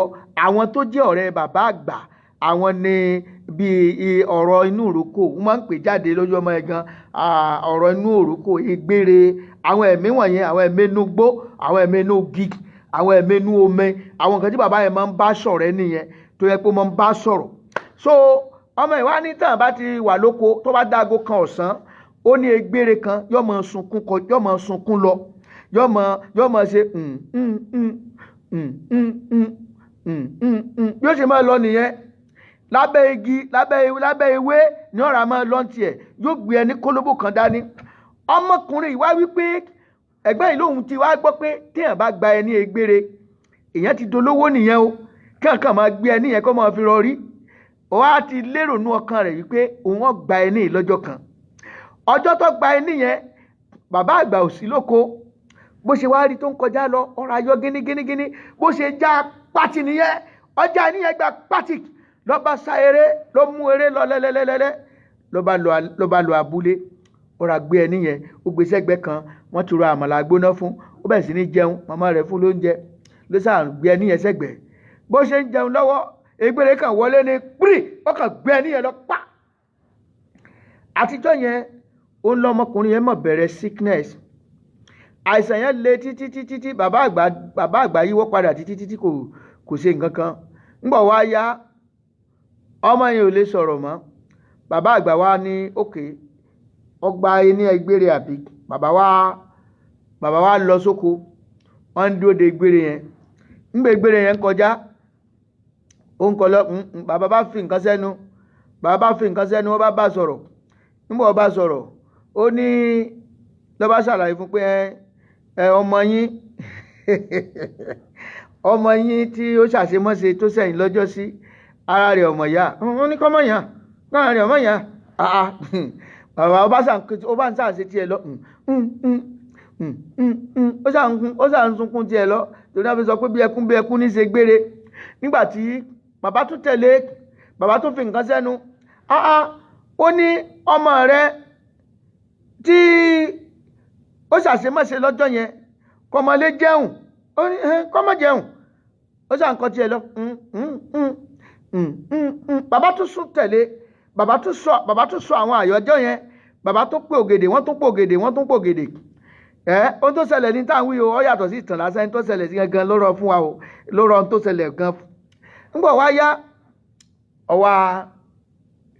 ọwá súnmọ́ bàbá yẹn wá súnmọ́ ó tún pe àyájọ́ ní ó lànà ọmọ rẹ èyí tó ṣàṣemọ́ṣe kò lè sọ̀rọ̀ ó ní kọ́ mọ́ sọ̀rọ̀ bàbá wa tún fi nǹkan ńgbọ̀ wá ṣàyà kìíní yẹn wá ọwá mú kìíní kan ródódódó ó dàbí ọṣẹ báyìí ọwá mú jáde ó ní kí bàbá gbà ó ní kó fi swallow nǹkan ó bá ti mú ó lára rẹ̀ ọ̀yà wọ́n bá dẹ̀ mú lọlé wọ́n bá fún bùrọ̀dá yẹn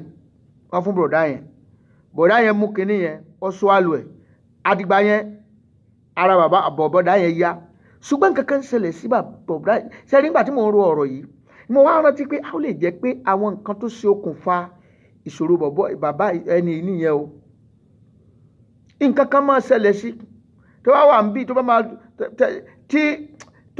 bá fíìsì tí ó bá fi tó láàrin jọ́ kìíní sí jọ́ kejì ẹ mọ̀ pé ogun kan wà láyé ẹ mọ̀ pé ogun tó dójú tì ní gidi gan ni kò dẹ̀ síbi tí ò ti rìn sí láti ṣògùn oríṣiríṣi láti bọ́ nínú ìṣòro yẹn ohun tí mo fẹ́ mú jáde ni wípé ogun yẹn wá láti ọ̀dọ̀ kí ni the spirit of the forest wá gbàdúrà pé olúwa o àjànú inú omi àjànú torí ilẹ̀ àjànú inú igi àjànú inú òfurufú tí ń jayé mi lógun ó ṣeéṣe ó jẹ́ bàbá rẹ ló lọ fún níran ó ṣeéṣe kọjá ìyá rẹ gbé oyún rẹ kọjá ní àkókò tí wọ́n lóyún ẹ olúwa o àjànú náà ẹ ṣíwọ́ iṣẹ́ gbogbo àjànú ibi tí fogun ayé jà mí tí ń dayé mi láàmú tí ń trọ́bù mi ẹ ṣíwọ́ iṣẹ́ sẹ́ lórúkọ Jésù ẹ ṣíwọ́ iṣẹ́ lónìí ẹ ṣíwọ́ iṣẹ́ ó yá sọ di àdúrà rebro moko ṣende kakatre moko zanda gbogbo àjànú kàjànú gbogbo ẹ̀mí bí ẹ̀mí inú omi ẹ̀mí inú afẹ́fẹ́ ẹ̀mí inú agéjù tí ń fogun jayé mi ẹ ṣíwọ́ iṣẹ́ Jésù Olúwa wa wàá tún gbàdúrà wàá ní lórúkọ Jésù gbogbo ẹ̀mí àìrí àti agbára ìrí tí ń bẹ lẹ́yìn ogun tí ń jayé mi lórúkọ Jésù ẹ ṣíwọ́ iṣẹ́ every invisible forces behind this my challenges behind this my problem in the name of Jesus loose me now release me now loose your host in the name of Jesus gbogbo ẹ̀mí bí ẹ̀mí kẹ́mi tó ń fi tó wà lẹ́yìn ogun tí ń jà mí ẹ̀mí àìrí tó wà lẹ́yìn ogun tí ń jà mí ẹ ṣíwọ́ iṣẹ́ lónìí lórúkọ Jésù ẹ ṣíwọ́ iṣẹ́ lónìí mo pa á láṣẹ ni ẹ ṣíwọ́ iṣẹ́ ó yá sọ di àdúrà lórúkọ Jésù gbogbo ẹ̀mí àìrí tó wà lẹ́yìn ogun tí ń jà ayé mi tó wà lẹ́yìn ogun tí ń jà ọmọ tó wà lẹ́yìn ogun tí ń jà iṣẹ́ mi tó wà lẹ́yìn ogun tí ń jà iṣẹ́ ìránṣẹ́ lórúkọ Jésù ẹ ṣíwọ́ iṣẹ́ lónìí lórúkọ Jésù ẹ ṣíwọ́ iṣẹ́ Jésù Olúwa wa àmín.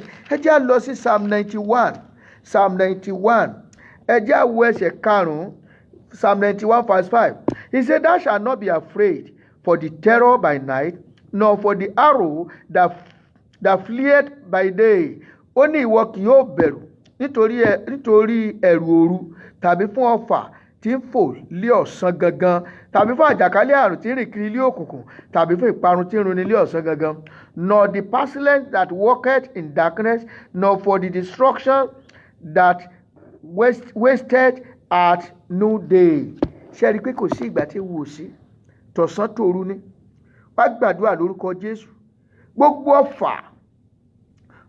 ọfà tí mo fara kó lórúgànjọ́ gbogbo ọfà tí mo fara kó lọ́sàn gangan tó fi ọ̀sán gangan wọnú ayé mi lọ ẹ máa jáde gbogbo ọfà tí mo fara kó ní òrùgànjọ́ gbogbo ọfà tó wọnú ayé mi tó fọ̀sán gangan wọnú ayé mi ọya máa pa láṣẹ ẹ máa jáde àwọn ọfà ìrí kan wà tí ń rìn kiri inú òkùnkùn ọ̀sọ̀ ẹlòmíì á ṣe báyìí ó mọ̀ pé ọfà kan ti wọnú ayé ẹ ẹlòmíì wà ojú oorun lọ́wọ́ wọ́n sì ṣàlọ́gbẹ́ wọ́n sì rán ọfà yẹn sínú ayé ẹ̀ àtìgbà yẹn ní ìrìn àjò ẹ ti dàrú àtìgbà yẹn ní ò ti yé mọ́ Olúwa ò gbogbo ọfà tó gba òrùgànjọ́ wọnú ayé mi gbogbo ọfà tó gbanú afẹ́fẹ́ wọnú ayé mi gbogbo ọfà tó fi ọ̀sán gangan wọnú ayé mi gbogbo ọfà tó fi ojú àlá wọnú ayé mi ọyẹ ẹ máa fi ọ̀sán ẹ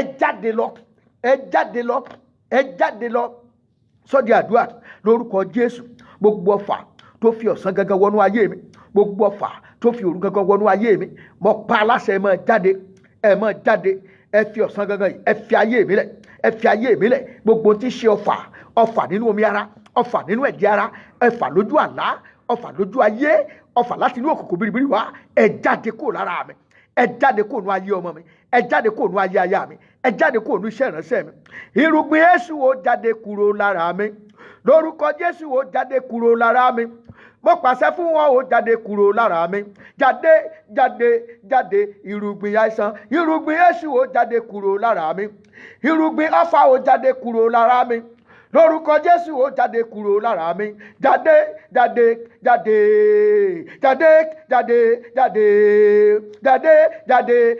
má sọ jáde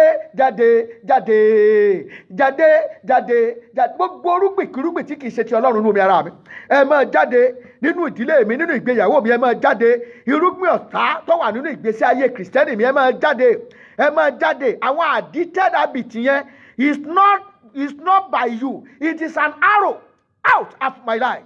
Every arrow of addicted habit, every arrow of evil in my life, out in the mighty name of Jesus.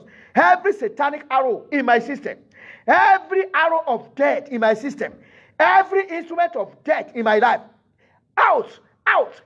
Gbogbo irinṣẹ́ ikú tá a ti rán sínú omi ara mi tí ọfà ayé ti gbé wọnú ẹ̀jẹ̀ mi ẹ máa jáde lórúkọ Jésù pàṣẹ lórúkọ Jésù ẹ jáde ẹ fàyè mi lẹ̀ ẹ jáde kó nu ayé mi ẹ jáde kó nu ayé aya ẹ jáde kó nu ayé ọmọ gbogbo irinṣẹ́ èṣù nínú omi ara gbogbo irinṣẹ́ ẹ̀ṣẹ̀ nínú ẹ̀jẹ̀ ara gbogbo irinṣẹ́ àìsàn gbogbo irinṣẹ́ ikú gbogbo irinṣẹ́ ọ̀run àpáàdì nínú ìṣẹ̀dá mi ẹ jáde lọ lórúkọ Jésù ẹ jáde máa lọ má ṣe wá mọ́ ìbànújẹ́ ayé mi ò máa lọ má ṣe wá mọ́ àìní ayé mi ò máa lọ má ṣe wá mọ́ ọfà ayé mi ò máa lọ gbogbo ọfà ẹ máa jáde ẹ jáde kó nu ayé mi ẹ jáde kúrò nínú ìjọ ẹ jáde kúrò nínú àyíká mi lórúkọ Jésù ẹ jáde mo fi bú gbogbo ọfà òkùnkùn tá a rán sí mi gbogbo ọfà òkùnkùn tá a rán sínú ìjọ mo fi ń gégùn ẹ jáde gbogbo ọfà òkùnkùn lórí iṣẹ́ mi lórí iṣẹ́ ìránṣẹ́ mi lórí ìgbélu mi lórí ìrìn àjò mi ẹ jáde ọfà kan ní òjò ọ̀rọ̀ mọ bí ọfà kan ní òjò olóyún wọn pa láṣẹ kó jáde lọ mi kàdùn àzídàkàrà apàdé àdòmà kàzàdà lórúkọ Jésù ẹ máa jáde Jésù Olúwa wa ẹ jẹ́ fi Psalm 64 yìí ẹ jẹ́ ká Psalm 64 yìí ká tó dojú ìjà kọ ọ̀rọ̀ Ọlọ́run ni ó ní Ọlọ́run from verse 1 àwọn eléèbó ẹ máa kà lọ́dọ̀ yín the English people read it on your own. I'm reading from Psalm 64 ó ní Ọlọ́run gbóhùn mi nínú àròyé mi pa ẹ̀mí mi mọ́ lọ́wọ́ ẹ̀rù ọ̀tá ni pa mí mọ́ lọ́wọ́ ìmọ̀ ìkọ̀kọ̀ àwọn ènìyàn búburú lọ́wọ́ ìrùkèrúkúdò àwọn oníṣẹ́ ẹ̀ṣẹ̀ ẹni tí ń pa ahọ́n wọn bí ẹni pé idà tí wọ́n sì ń fa ọrùn wọn lé láti tafà wọn àní ọ̀rọ̀ kíkorò kí wọn kí ó lè máa tafà ní ìkọ̀kọ̀ sí àwọn tí ó pé lójijì ni wọ́n tafà sí wọn kò sì bẹ̀rù wọ́n gba ara wọn ní ìyànjú ní ọ̀rọ̀ búburú wọ́n gbìmọ̀ àti dẹkùn sílẹ̀ ní ìkọ̀kọ̀ wọ́n wí pé ta ni yóò rí wọn wọ́n gbèrú ẹ̀ṣẹ̀ wọ́n wí pé àwa ti parí èrò tí a gbà tán àti èrò inú olúkúlùkù àti àyà wọn ó jinlẹ̀ ṣùgbọ́n Ọlọ́run yóò tafà sí wọn lójijì wọn ó sì gba ọgbẹ́ bẹ́ẹ̀ ni ahọ́n wọn yóò mú wọn ṣubú lu ara wọn gbogbo ẹni tí ó rí wọn yóò mì orí wọn àti gbogbo ẹni tí gbogbo ènìyàn ni yóò sì bẹ̀rù wọn ó sì máa sọ̀rọ̀ iṣẹ́ Ọlọ́run nítorí tí wọn ò fi ọgbọ́n ro iṣẹ́ rẹ̀ olódodo yóò máa yọ̀ nípa ti Olúwa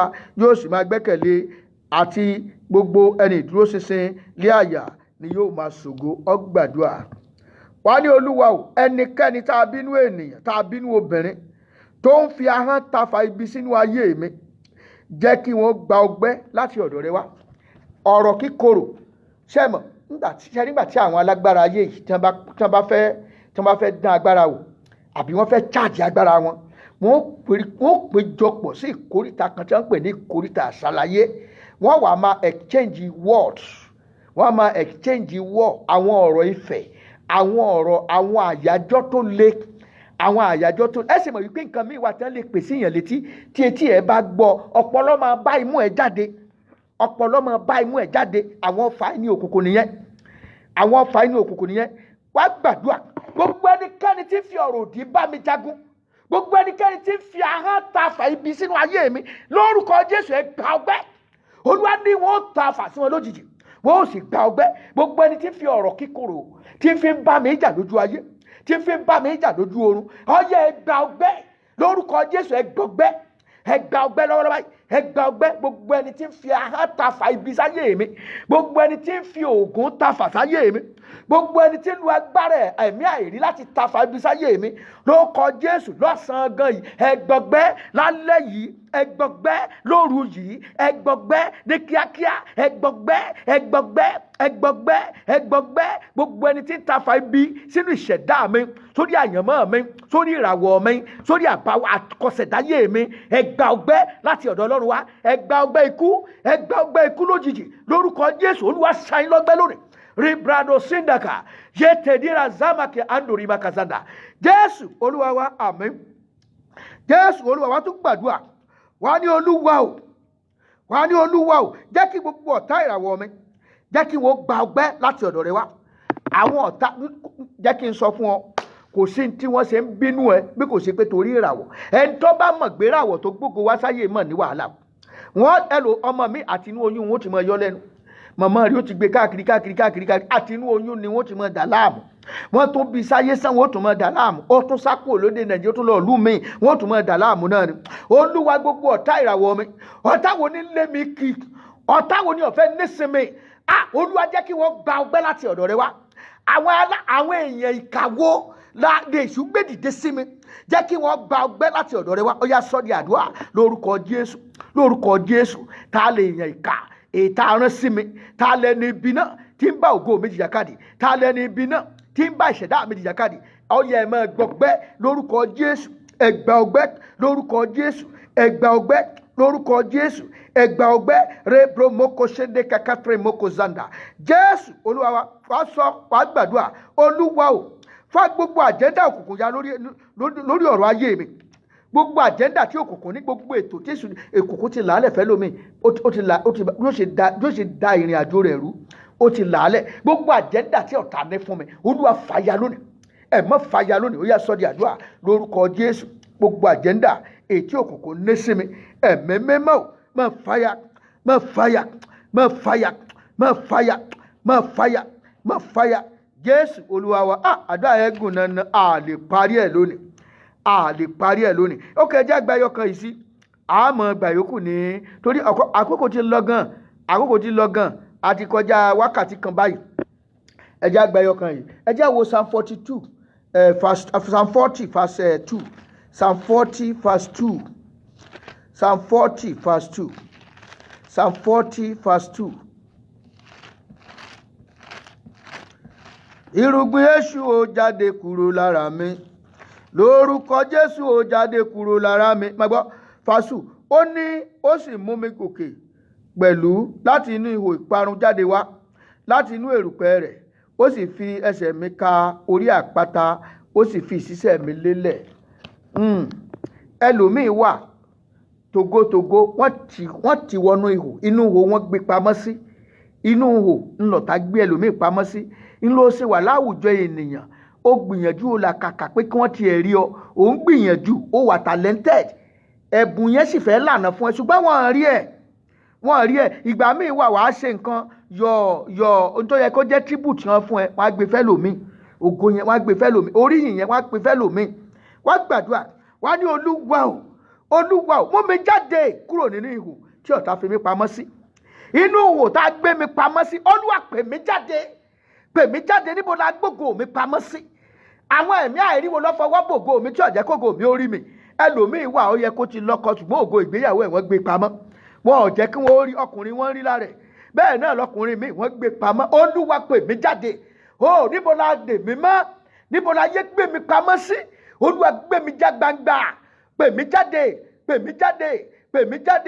iṣẹ́ ìránṣẹ́ ẹlòmíì wọ́n gbé pamọ́ ni iṣẹ́ ìránṣẹ́ pè jáde orúkọ Jésù ògo mi tá gbé pamọ́ ó yá jáde fọhùn Olúwa pè mí jáde níbi tá a ire ayé mi sí Olúwa máa mú jáde lọ́wọ́ báyìí Olúwa gbọ́ àdúrà ẹ̀ mọ́ gbọ́ àdúrà rebra moko shanda Jésù Olúwa wa tó gbàdúrà Olúwa o yọ mí jáde kúrò nínú ẹrẹ̀ tí mo rì sí ìwọ gan ti rí rẹ̀ sínú ẹrẹ̀ kan wà bàtà wà tó ti kó sínú ẹ̀ tí ọ̀jẹ́ kógo yẹn hàn dé ẹlòmíì inú ẹrẹ̀ Olúwa yọ mí jáde kúrò nínú ẹrẹ̀ tí mo wà yìí kó fi ẹsẹ̀ mi kalẹ̀ sórí ibi ààyè ńlá orí àpáta ńlá yọ mí jáde kúrò inú ẹrẹ̀ tẹ́mi gan bọ́ sí Olúwa yọ mí jáde ìkórìtà tí mo ṣubú sí Olúwa pè mí jáde sọ́dí àdúrà orúkọ Jésù Olúwa o pè mí jáde yọ mí jáde kúrò nínú ẹrẹ̀ yọ mí jáde kúrò nínú ẹrẹ̀ rebra moko ṣede kẹkẹfẹ moko zanda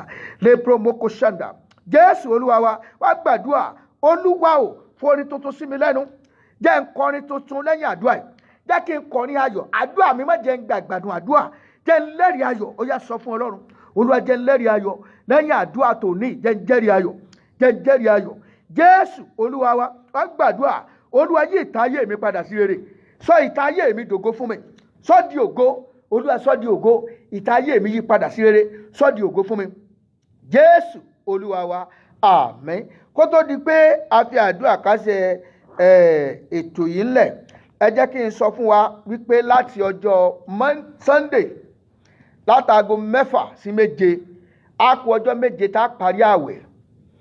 That is on the 24 to 30. Láàmú gbàdúrà lórí aago láti aago 6 ìdájí sí aago kan. Sí aago 6 ìdájí sí aago 7 àárọ̀, wákàtí kan.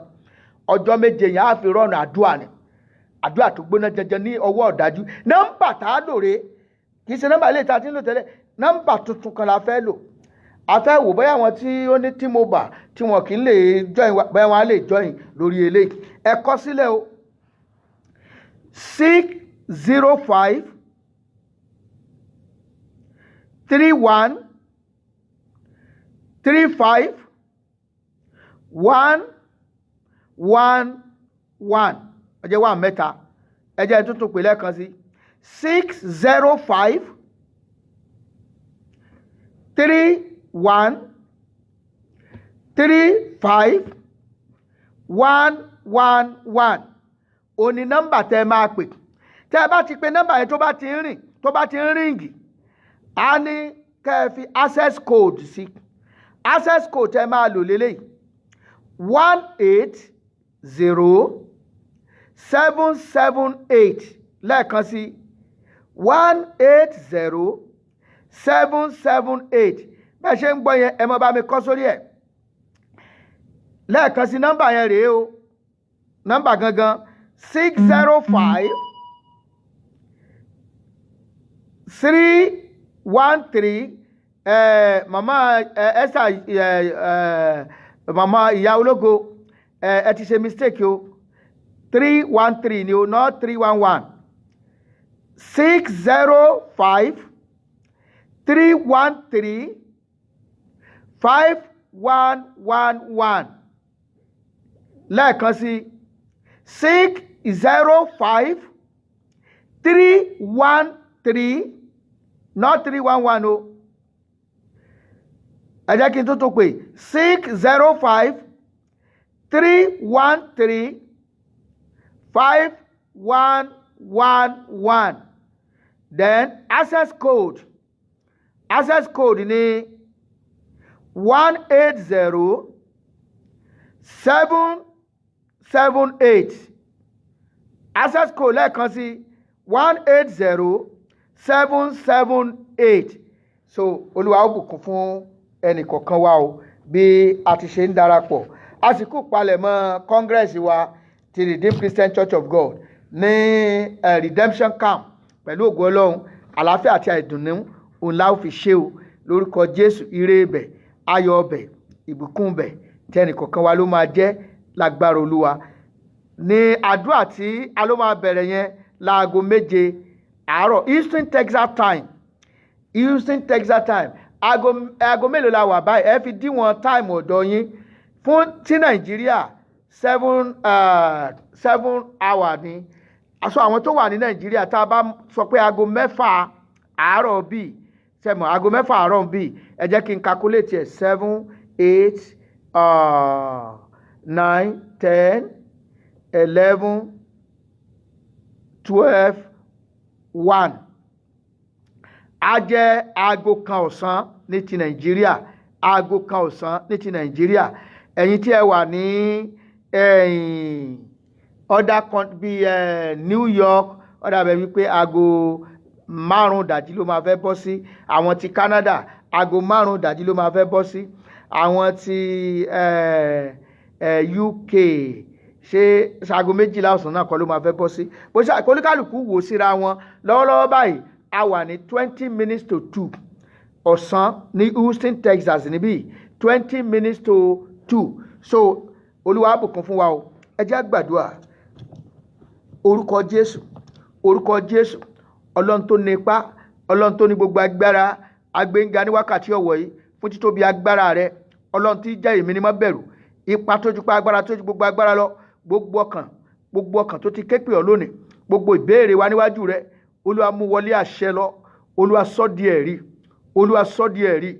Gbogbo gbólóhùn àdúà tí ìwọ tó ń gbọ́ mi tó ti pè lórí prayer point yìí, lórúkọ Jésù kó sẹ́mọ́ra, lórúkọ Jésù kó rí ìdáhùn, lórúkọ Jésù kó rí èsì ayọ̀.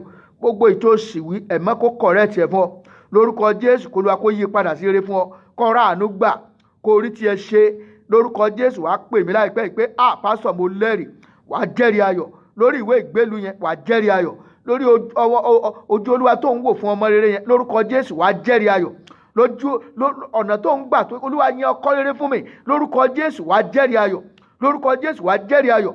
Wọ́n tó ń gbàdúrà fún iṣẹ́ rere yẹn, lórúkọ Jésù ọ̀nà ṣí fún ọ, ọ̀nà ńlá fún ọ, wàá rí tiẹ̀ ṣe lórúkọ Jésù. Gbogbo ẹ̀yin tẹ́ ń sọ pé yes Lord, I give my life to you, ẹ̀mí mímọ́ kó gba àkóso ayé yín, kí Jésù kó jẹ́ Olúwa àti olùgbàlà yín, orúkọ yín kó wọnú ìwé ìyè lọ. And it shall be well with you. The Lord will prosper you. The Lord will bless you. Things will work in your favor in the mighty name of Jesus. Every doors that your foundations have locked against you, I declare them open in the mighty name of Jesus. In the name of Jesus. After this prayer, go and make it. Go and succeed. Go and prosper in the mighty name of Jesus. And you'll be highly favored. So shall it be. In the name of the Father, and of the Son, and of the Holy Spirit. In Jesus' mighty name we pray. Shall we share the grace together in fellowship? The grace of our Lord Jesus Christ, the love of God, and the fellowship of the Holy Spirit be with us now and forevermore.